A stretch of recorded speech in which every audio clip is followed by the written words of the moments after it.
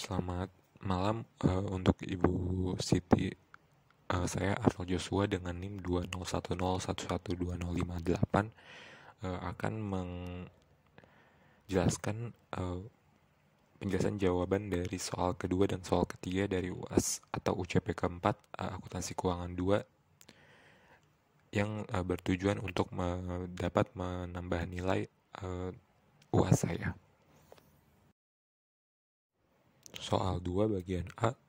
Menurut PSAK 73, sewa bagaimana cara mengklasifikasikan sebagai finance lease? Dari kasus di atas, apa jenis sewa yang akan diperlakukan dan jelaskan mengapa diklasifikasikan demikian. Jawabannya, menurut PSAK, suatu sewa termasuk finance lease jika yang pertama merupakan perjanjian sewa yang tidak dapat dibatalkan. Kedua, masa sewa melebihi 50% dari umur ekonomis aset. Ketiga, present value lebih dari pembayaran sewa melebihi nilai wajar aset. Keempat, lessor mendapat laba dari kegiatan sewa. Kelima, nilai atau harga sewa tergolong besar. Berdasarkan informasi pada soal, sewa tersebut termasuk financing lease karena periode waktu sewa yang 4 tahun melebihi 50% dari UMR ekonomis peralatan. 6 tahun yang dibagi 2 menjadi 3 tahun. Selain itu, nilai sewanya pun besar, yakni sejumlah 7 juta dolar, dan transaksi sewa tidak dapat dibatalkan. Bagian B, susunlah skedul amortisasi sewa selama 4 tahun. Nilai aset hak guna dan liabilitas sewa 1 Januari 2018, rental payment sebesar 1.956.892.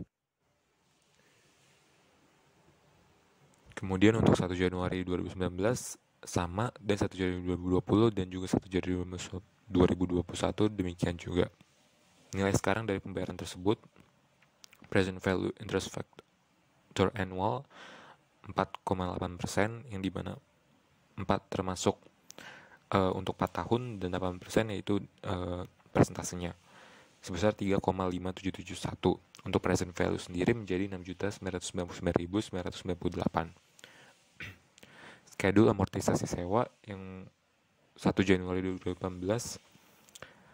sebesar 6.999.998. Kemudian untuk paymentnya sama, yaitu 1.956.892. Interest expense tidak ada, principal sama dengan payment, lease liability menjadi 5.043.106 dengan rate 8%. Untuk 1 Januari 2019, 1.956.892 dan 2020-2021 juga demikian. Tetapi untuk interest expense 2019, 403.459 dengan principal 1.553.443, lease liability 3.489.663.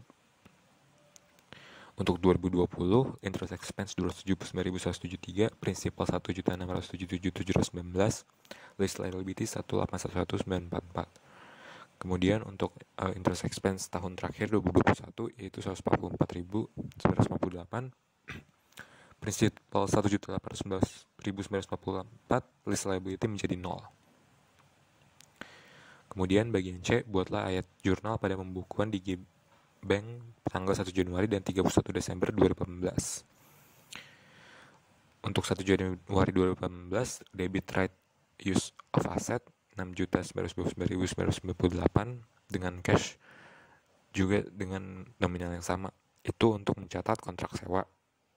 Kemudian lease liability di debit, cash di kredit sebesar 1.956.892.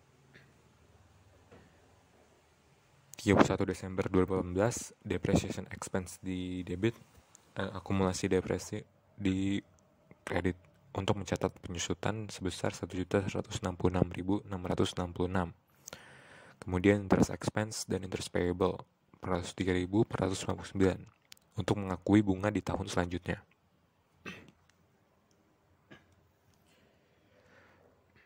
D, buatlah ya jurnal pada pembukuan di Bank untuk tanggal 1 Januari dan 31 Desember 2019. 1 Januari 2019, debit interest payable dan lease liability pada cash sebesar 403.459 dan juta 1.553.453. Kredit menjadi 1.956.892. Untuk pembayaran sewa kedua. Kemudian 31 Desember 2019 yaitu depreciation expense pada debit dan akumulasi depreciation pada kredit untuk pencatatan penyusutan sebesar 1.166.666. Kemudian interest expense dan interest payable 279.173 untuk mengakui bunga di tahun selanjutnya. Bagaimana dampak pengakuan transaksi sewa tersebut terhadap posisi keuangan dan laporan laba rugi tahun 2019?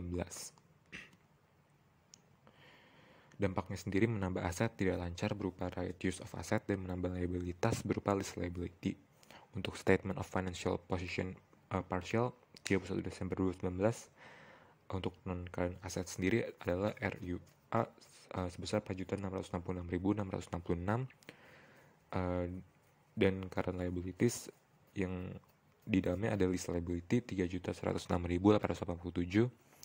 Terakhir non-current liabilities yang di dalamnya ada lease liability sebesar 1.811.944.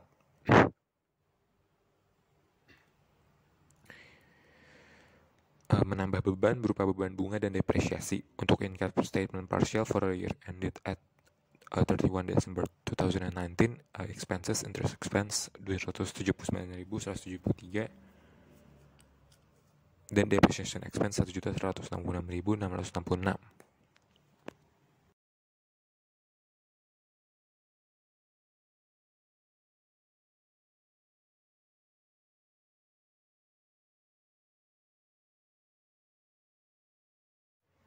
Soal ketiga, yang bagian A, apa jenis sewa perjanjian sewa di atas bagi lessor dan jelaskan penentuannya. Jawabannya, bagi lessor, perjanjian sewa di atas termasuk financing lease karena perjanjian sewa tidak dapat dibatalkan. Hak atas truk berpindah ke leasee pada akhir masa sewa, transfer of ownership, masa sewa melebihi 50% umur ekonomis truk. Present value dari pembayaran sewa tersebut melebihi 90% nilai wajah truk dan lessor mendapat keuntungan dari sewa yang dilakukan. Bagian B, hitung pembayaran sewa tahunan pembulatan kesatuan terdekat. Pembayaran sewa tahunan yaitu 180.000 yang didapat dari RF kali present value interest factor actual annual day 8% dan juga untuk jumlah tahun 6 menjadi 4,99271. Sementara rental fee menjadi 36.053 per unit. Maka rental fee 10 unit adalah 360.526. Bagian C, susunlah skedul amortisasi sewa selama 3 tahun pertama.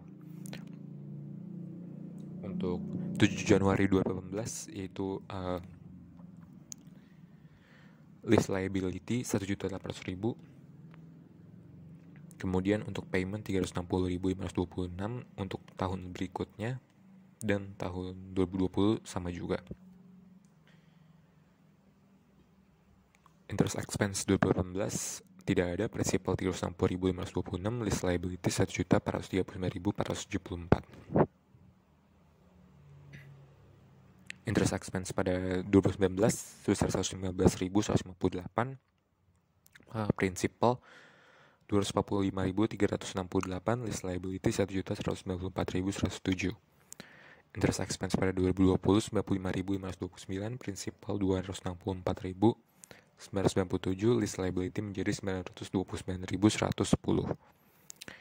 Bagian D, jurnal untuk mencatat perjanjian sewa dan pengakuan pendapatan lessor tahun 2018.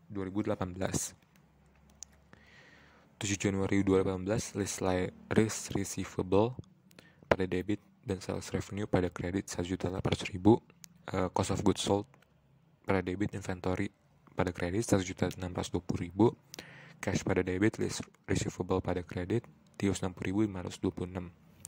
Untuk akhir tahun sendiri 31 Desember, no entry for depreciation, list receivable pada debit 57.578 dan interest revenue 57.579. Kemudian untuk bagian E yaitu bagaimana dampak melakukan transaksi sewa tersebut terhadap posisi keuangan dan laporan laba rugi PT Hema untuk periode tahun 2018.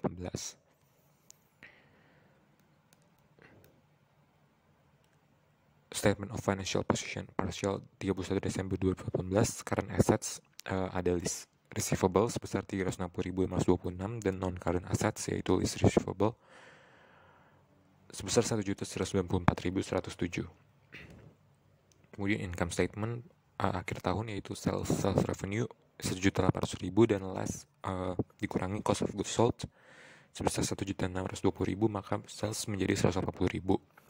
Ada revenue, ada interest revenue 57.579.